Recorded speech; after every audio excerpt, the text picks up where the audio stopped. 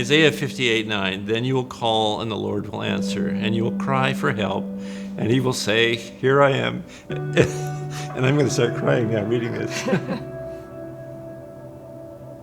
On January 24th, I had passed out.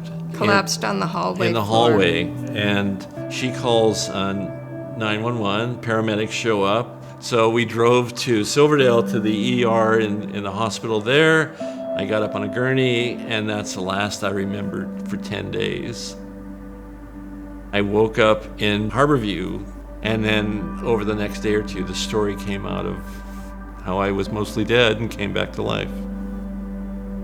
I had gotten sepsis, which is a major life-threatening disease. All your organs shut down. My fingers and my toes were all black, and I didn't have a clue why I was there or what had happened. From the very beginning, I had nothing I could contribute. I had no skills that I could do anything about this situation. It came on very fast.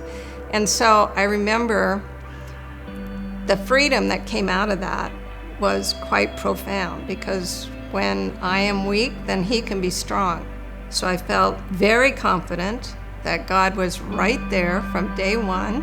And that's a huge gift, to just sit with God and, ponder these circumstances happening and not feeling any need or certainly no skill set to deal with them.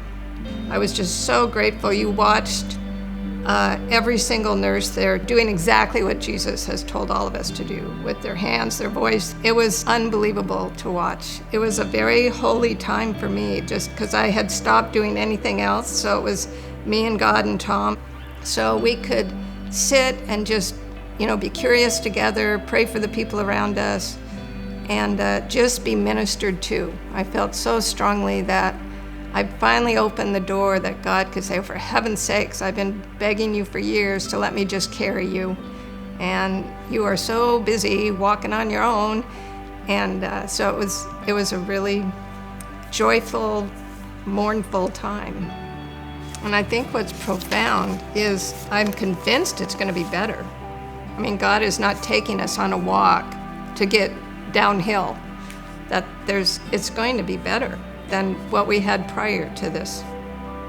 I guess it's a miracle that I'm here, and there's part of me trying to figure out what are the next steps. And so there's that processing of, okay, God, this is sort of my second chapter, Tom 2.0.